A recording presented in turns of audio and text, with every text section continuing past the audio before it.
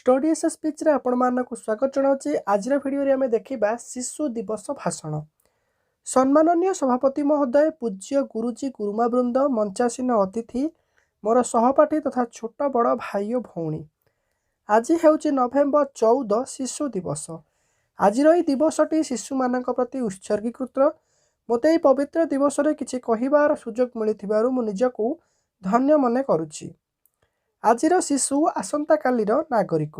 आउ शिशु को बहुत भल पाउथिबा स्वाधीन भारतर प्रथम प्रधानमंत्री पंडित जवाहरलाल नेहरू आज जन्मदिन। यह दिन को शिशु दिवस रूपे सारा देश में पालन करा जाए। शिशु अधिकार, दायित्व और शिक्षा विषय सचेतनता करने उद्देश्य सारा देश यही दिनटी को शिशु दिवस रूपे पालन करिथाए। पंडित जवाहरलाल नेहरू मतरे जदि आम शिशु मानकर उपयुक्त जत्न नेबा, तांको उचित मार्गरे नबा, तेबे आम एक सुंदर भारतर परिकल्पना करिपारिबा।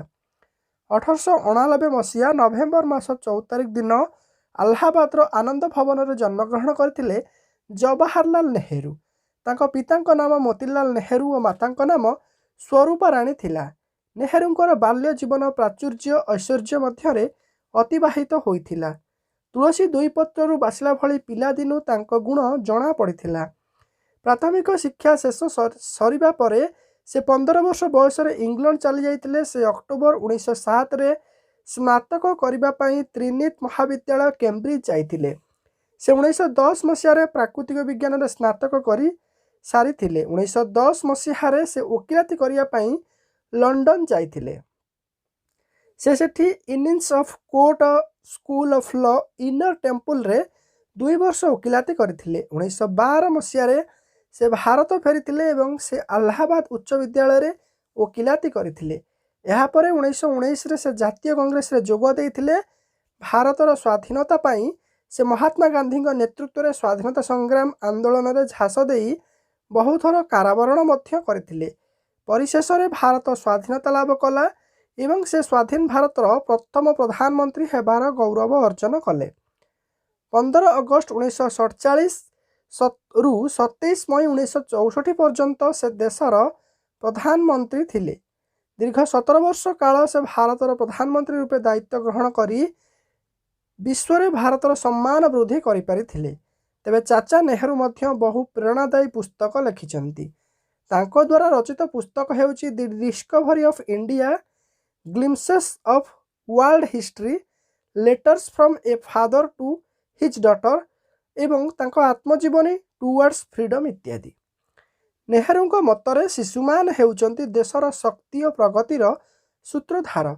से भविष्य रे देशर नागरिक और देशर कर्णधार रूपे प्रतीयमान होइथांती। एणु देशर सामग्रिक विकास शिशु मानकर उपर ही निर्भर करिथाए। सेथिपाई शिशु माने सुस्थ और निरोग रहिबा आवश्यक। एथिपाई नेहरू सर्वदा शिशु मानक उन्नतिर परिकल्पना करुथिले। सेमानक सर्वांगीन उन्नति पाई सतचेष्टित थिले नेहरू। 1964 मसीहा मई 27 तारिख मध्याह्न समय यह महान व्यक्तिंकर देहांत हैला। तांको मृत्यु रे सारा विश्व कांदी उठितिला। तांकर मृत्यु परे तांको जन्म दिवस को शिशु मानक समर्पण करा जिबाकू निष्पत्ति नियागला। प्रथम थर लगी 1965 मसीह शिशु दिवस पालन करा जाइथिला। सेही दिन ठारू प्रत्येक वर्ष आज दिन को शिशु दिवस भावे पालन करा जाए। आसंतु आमे समस्ते मिलमिशि आज दिन रे संकल्प नेबा जे सर्वदा पिता माता और गुरुजन मानक सम्मान देबा एक आदर्श तथा देशर सुनागरिक हेबा, जहाँकि चाचा नेहरू प्रति आमर प्रकृत श्रद्धांजलि हेबो। मु एति कहि मोर वक्तव्य शेष करुच्ची। जय हिंद। तो पिला माने शिशु दिवस उपर प्रस्तुत यह भाषण किभଳି लागिला कमेंट बॉक्स रे जणाइबा सहित वीडियो भल लागितिले लाइक करंतु, चैनल रे नुआ करि आसितिले सब्सक्राइब कर दियंतु।